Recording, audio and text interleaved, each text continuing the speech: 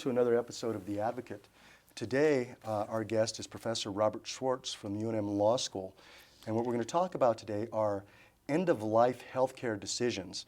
First of all, Professor, thank you for being with us today. Well, thank you so much for giving me an opportunity. Now, this is our second episode on this topic. We actually talked about I'm thinking 4 or 5 years ago, and we had talked about the Advanced Healthcare Directive. To refresh the memories of the people out there watching, tell us what the Advanced Healthcare Directive is. Well, New Mexico has had access to an Advanced Healthcare Directive since 1995, and maybe even since before that time. And this is a document individuals can fill out that will either make healthcare decisions for that individual when that individual becomes incompetent, isn't able to make decisions for himself, or that appoints somebody else who has the authority to make those decisions when that time comes. And I think that we're all a little worried about how healthcare decisions will be made for us if we should be in a coma, if we should be otherwise incompetent. We can't make the decisions for ourselves. And this document allows us to formally decide particular issues, or what's more commonly done, it's probably more useful, allows us to appoint somebody we really trust to make those decisions when the time comes. So most of these discussions, I think, and I think I've had some of these discussions myself, it starts usually with, if I'm ever in a situation where I'm hooked up to a machine, I would prefer that somebody just disconnect the machine. That's exactly the kind of question that usually is the trigger that leads to the discussion. And then when you think through all of the consequences and you think, well, I'm not sure exactly what it means to be on a machine, and we all have those kinds of thoughts, I think, and you think, well, if I'm going to be on a machine for a day and then I'm going to be fine, well, of course I really want to continue treatment. But if I'm going to be comatose for 3 years and there's no chance that I'm ever going to be able to interact with another human being, well, then I don't want to be continued in that condition. Then you see how subtle the questions are. And most of us, not most of us actually, most people who need to make this decision, fortunately not most of us, are someplace between those two extremes. And it's really a difficult question to be able to make, to be able to answer. When, in fact, do I want treatment to be terminated? And that's why it's so helpful, I think, to probably have this discussion with somebody you care about, somebody that's aware of your personal beliefs. And then there are some forms, there are some documents that you can actually use to help guide you through that decision-making process. Yes, there's a law that's been adopted now in about half the states, and New Mexico was the first state to adopt it, that provides a formal structure for making these decisions and a form that'll be recognized at all local healthcare institutions and by the courts as well, that describes, again, 2 different approaches to the document. One is what kinds of decisions should be made, but as we can see, it's going to be really hard to predict what condition you're in, so it's very hard to name particular treatments that you want when you can't imagine what position you're going to be in. The second option is to appoint someone you really trust, someone who, as you say, knows your values, understands your values, to be able to make those decisions for you when that time comes. And if somebody wanted to get a copy of that form, where would they be able to go? Actually, there are several possibilities, and several of the healthcare institutions have redone the form on their own pieces of paper, on their own forms that have their own logos on them. And if you're working with those healthcare systems, you might be better off actually choosing their form as one that they're more likely to recognize. The University of New Mexico has a wonderful form. The Presbyterian Healthcare has another form that's an excellent form, a really useful form. See, most of the other healthcare organizations in the state have their own forms. They're similar enough, they all comply with the state law, that any one of those forms will work at any institution. But again, you might want to get one that conforms to the institution where you're most likely to be treated. But they're also available from other organizations. For example, one of the end-of-life advocacy organizations, Compassion and Choices, provides these forms for people who would like them, and they have a form that's specifically designed for New Mexico. Maybe the best place in New Mexico to seek these forms and the background information is the Conversation Project. This is a new project over the last couple of years that Ellen Goodman began in Boston and has now spread nationwide. And there's a very active group of people in New Mexico who are working on the Conversation Project. And their approach is the forms are really valuable. Of course, you want to have the forms when the time comes, But what's most important is actually having the conversation with the people who are going to make the decisions for you. It is really important for those people to really know what your values are, to really know how you feel about these decisions. One, so that they'll make the right decision from the patient's point of view, but also second, just to give them the confidence and security that they're not making a terrible mistake with your life. And that conversation is the really important part. And you can go to their website, which is conversationprojectnewmexico.org, and you will be able to find the documents that are available in New Mexico, plus really helpful additional documents on how to start the conversation. What to put on the table before a Thanksgiving meal begins so that you can actually start talking with people you may have trouble talking to about these issues, talking to your family members, talking to your parents and to your children about what your wishes are and about what their wishes might be. Now, starting that conversation, most often it happens when somebody's not feeling well, obviously, when they have some health problems or health issues. Then they start thinking about, you know, as you get older, what's going to happen. And so it seems to me that that's usually when the conversation starts, but when should it start? Well, ideally, it'll start long before that because you're under a lot of stress once you are facing the end of your life. It's very difficult to think logically. It's very difficult for your family members, for those who love you, to be able to have those conversations when they can see your demise nearby. And everyone is much better off. The patient is much better off. The family is much better off. The decision maker is much better off if you can have those kinds of discussions earlier without looking through that lens of the emotion of a final illness. So ideally, you'd have those discussions when it appears that you least need them, when everyone is healthy, when everyone is enjoying life. You can have those conversations because it's really good to reflect at that time about what it is that makes life valuable for you. Now, another thing, there are several people that call these documents, these advanced care health directives, a living will. Is that just another name for it, or is a living will really something different? Well, you know, the living will is really just an older name. The living will, starting in the 1970s, living wills were formally recognized in New Mexico. And a living will originally was a document that said, if I am in this condition, this is the treatment I want. So it didn't appoint a decision maker, which we've now found is a much more valuable approach to take, but instead it tried to predict the condition the patient could be in and said, these are the treatments I'd want. And those may be helpful, but the chances you're going to be in exactly the position you predicted earlier, really pretty small.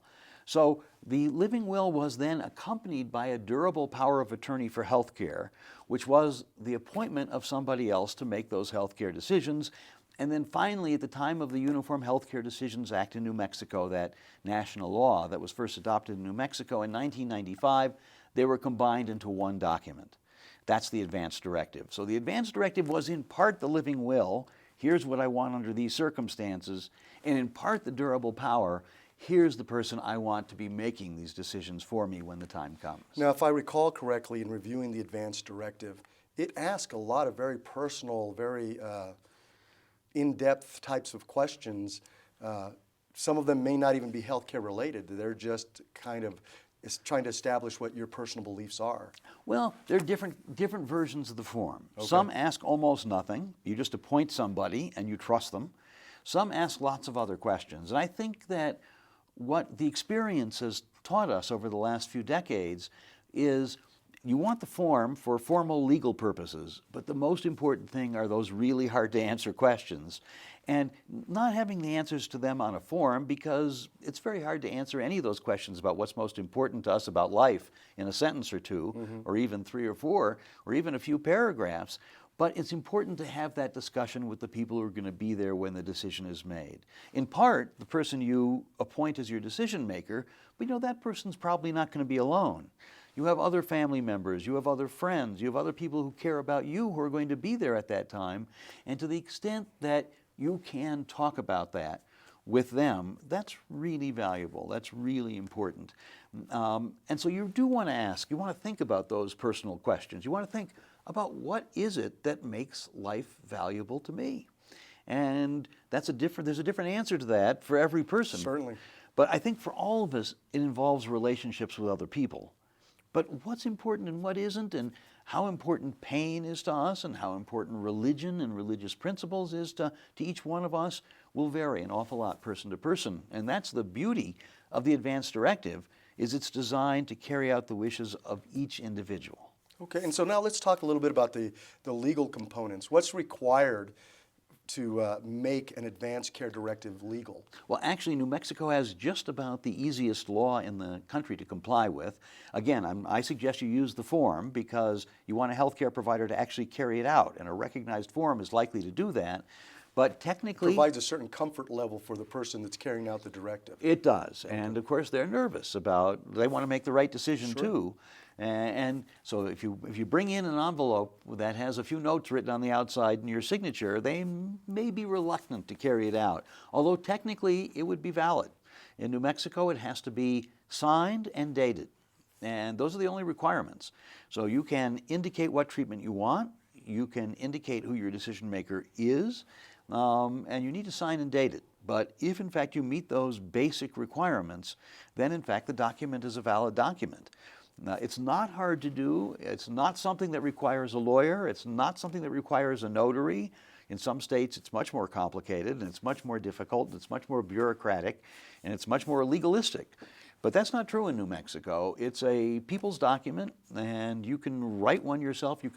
There are literally dozens, probably hundreds of them online, designed for New Mexico. So even though somebody can write one themselves, you would, as an attorney, you would, I presume, and you have already said it here before, that it's better probably to just get a form, though, look through it, and then if it works for you, then that would probably be better for the healthcare provider. I think that makes a lot of sense. And in fact, the ones that are in the structured form that you can get online from all these different sources are going to meet the needs of almost everyone. I mean, there's no reason to jot the notes on the back of an envelope unless you're on the way to the hospital in an ambulance. Mm-hmm. And even then, having the conversation with the person who's likely to make the decisions is probably far more important than actually filling out the form.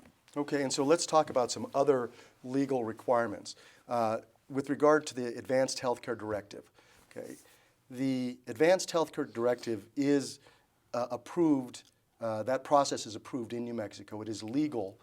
What does that mean in the event that you're suffering some sort of end-of-life illness? What does that mean for the healthcare professional from a legal standpoint? Well, it means that the healthcare professional has someone that person can depend upon in asking for consent for a particular particular medical procedure.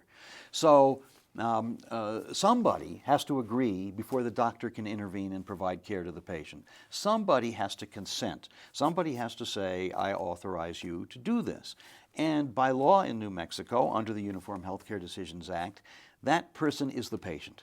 That patient is assumed to be competent and can make the decision to consent to treatment. Now, there are cases where the patient loses capacity, doesn't have that competence. And then someone's got to make a decision. And historically, this was a big problem for providers because they didn't know upon whom they should be depending. Should it be the next of kin? Should it be the spouse? What if they're in the middle of a divorce proceeding?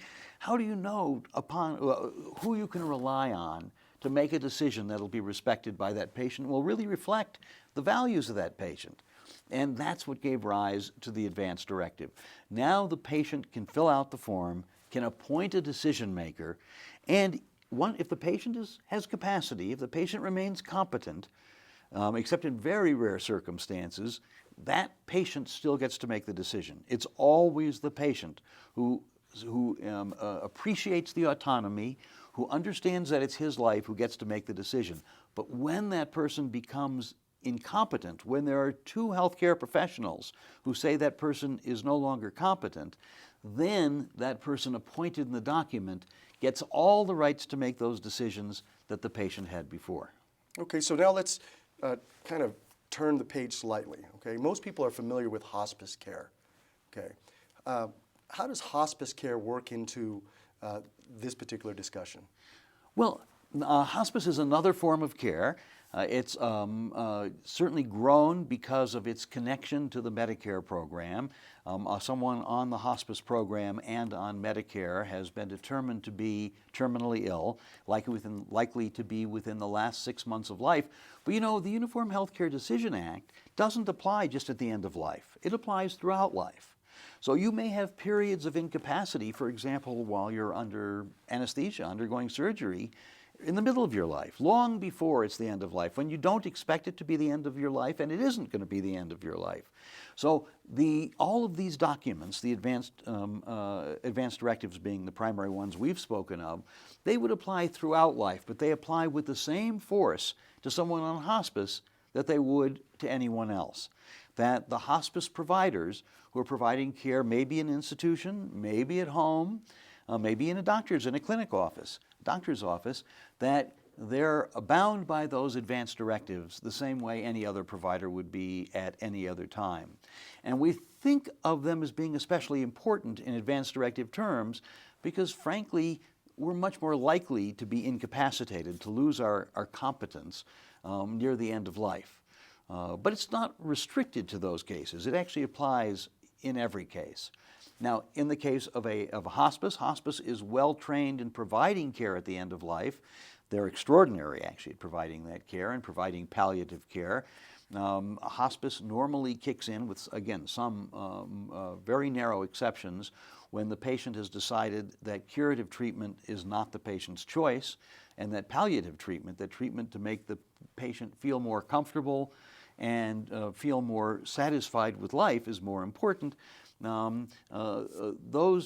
Hospice is extraordinarily good at making sure that patients have the adequate forms, that they've had the good discussions, that they've had the discussions not only with their formal decision maker, not only with their family members, not only with their close friends, but also with their providers. And usually there's a greater consistency among providers for the patients on hospice than there are a patient in the middle of some kind of a critical treatment. Okay, so let's stay focused on this end-of-life decision, though.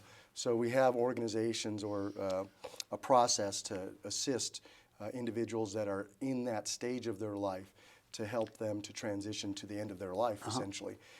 There are some laws in New Mexico that allow for a patient to make a determination as to whether or not they would like treatment or they'd like the treatment to be discontinued. Can you discuss that for us? Sure, and that's a really important point, in fact. The Uniform Healthcare Decision Act gives the authority to patients to make all healthcare decisions, including decisions that will result in their death. Now, there's one exception that we'll want to talk about in just a moment, and that's the exception, that's the form of treatment that has recently become available that is a physician's prescription of a lethal dose, a dose intended to cause the death of the patient. But with that exception, which is treated separately in the law, the patient gets to make all decisions. And that patient has every bit as much of a right to decide to forego treatment, even though that treatment would have saved that patient's life, as to undergo that treatment. That is the patient's decision. That's how we honor the individual personality, the individual personhood, the autonomy of the patient, by saying you get to make these choices. If this treatment is worth it to save your life to you, you get this treatment. If this treatment isn't worth it to you, then you won't get this treatment. And that, I think, is a really important aspect of the law in New Mexico, but also the practice. And I think that it's an area where the law may have reached the conclusion a few years before medicine did, but there's now a consensus in medicine as well that, as a general matter, that ought to be the patient's decision. If the patient doesn't want treatment, if the patient has capacity, can look at the risks and the benefits and the alternatives, and decides it's not worth it for me, then in fact, nobody else, no healthcare provider, no relatives, can force that on the patient. Okay, and so that's from an individual standpoint, liberty, freedom of choice, individuality. I mean, you get all of these concepts about it's my life, I can do with it what I want kind of sense, I guess. Yes, absolutely. But there's also some other legal consequences that protect the healthcare provider or might protect other individuals in those circumstances, because even though you may not want that particular treatment or I may not want that particular treatment, there are other individuals involved in that process. And so this law essentially tries to protect those other individuals too. It does, and it provides explicitly, I think that this was the law even before this was passed by the legislature, but the law now provides explicitly that if you adhere to the requirements of the advance directive, if you're a provider and you adhere to the advance directive, then you're essentially immune from liability.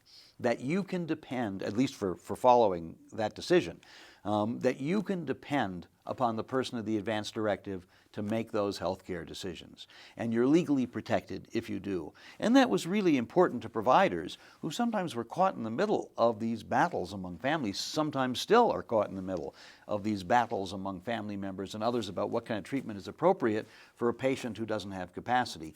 Now the health care provider can say, I am required to follow the provisions of the law. The law allows the patient to appoint a decision maker. If that decision maker is available, I'm going to follow that decision.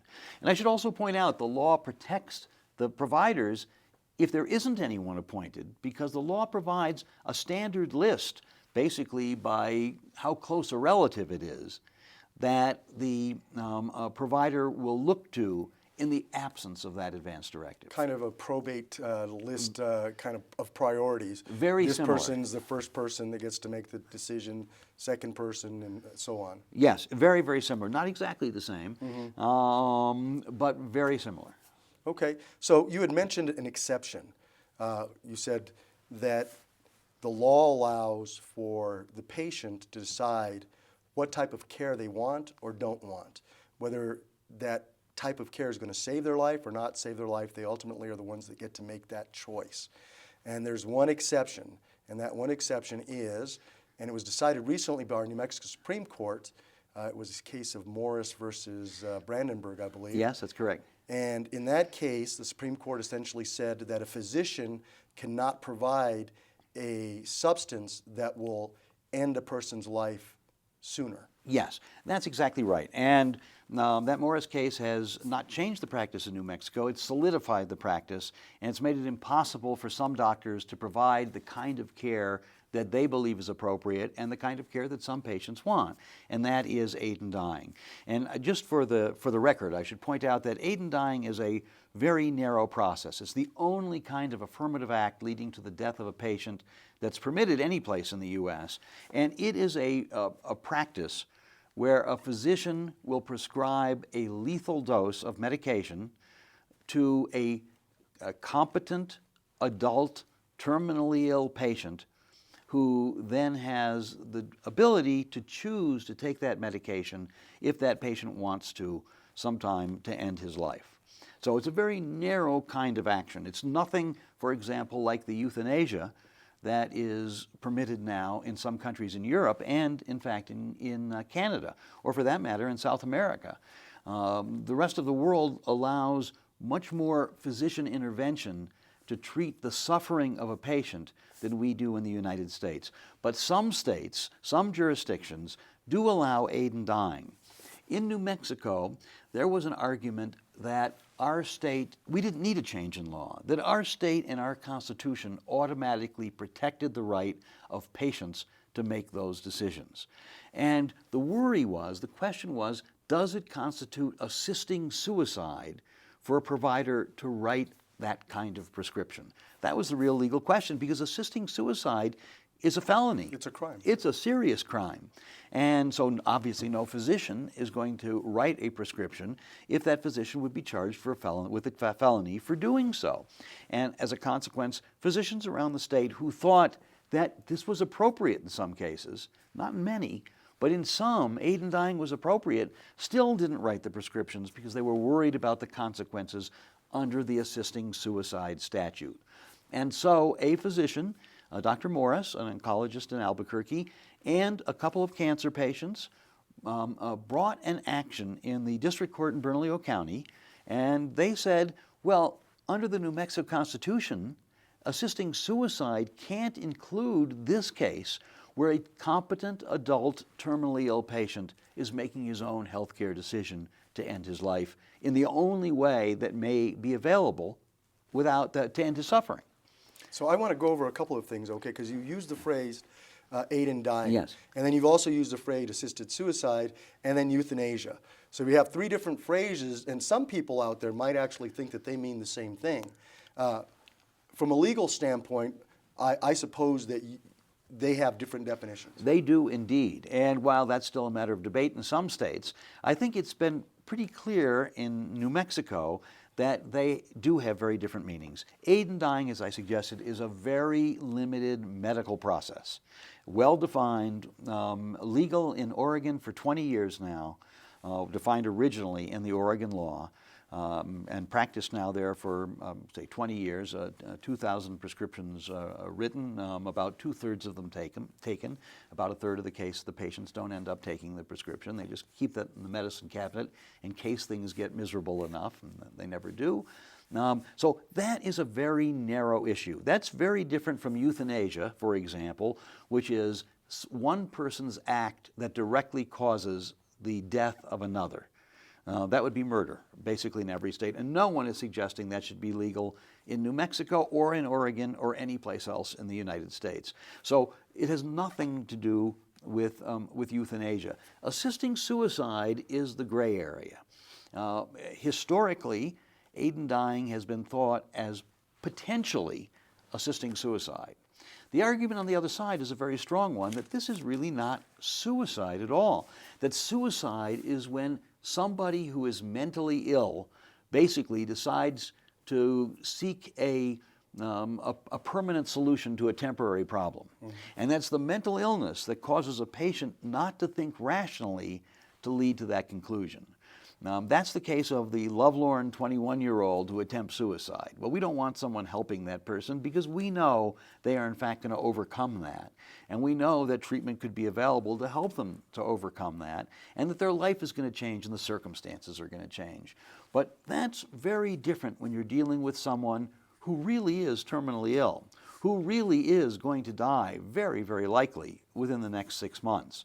That when that person decides not to deal with a temporary problem, but to deal with the permanent problem, the impending death, in a way that avoids suffering, that's nothing like assisted suicide. So let me ask you, Professor, in a practical matter, if a patient has a right to not seek treatment, they can actually stop eating or stop taking fluids, and eventually 3 or 4 days later they will pass away. Maybe 2 weeks later, but maybe, right. Okay, maybe 2 weeks, however long your body's able to Yeah. endure. And that's all in these advanced healthcare directives, that's done in a painless way. Medication's allowed to be provided so that they don't suffer any pain while they're going through this process.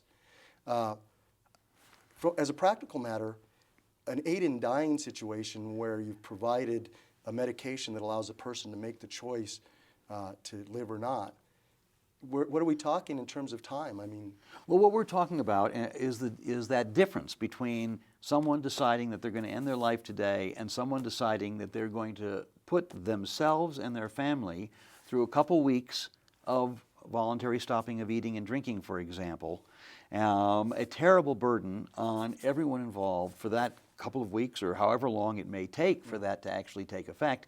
And really, it raises exactly the distinction that you just mentioned, and that is the difference between pain and suffering. Because pain is not the same as suffering. We can pretty much deal with pain. We can always put someone in a coma. Mm-hmm. We can put someone in a medically induced coma, and if you don't provide food and hydration, as you suggested, that person is going to die, and that's legal in every state in the country. And what that takes is a family who's standing next to someone who's going through this for the next couple of weeks. And patients don't want to put their families through that, and they don't want to put themselves through that either. So the question is whether the doctor can take the next step. And that is to help the patient avoid not just pain, but to avoid suffering. To maintain a relationship, an integral, a whole relationship with their family members till the end. To be able to work with their family members around what will become their deathbed. And that's what aid in dying would allow. That's how aid in dying changes what's allowed now. It really extends the power that a doctor has to avoid pain to the power to avoid suffering when only the doctor has legal control over a mechanism that can lead to avoiding that suffering. Well, Thank you very much for being here. We're already out of time. It's an interesting discussion, and I think it's the discussion that people out in the audience ought to have with their family members. You've identified a few places where they can go to gather information that would be useful in having these discussions. Thank you so much for being here. Thank you so much for watching. And as always, know your rights and responsibilities, and God bless. Thank you, Professor. Thank you very much.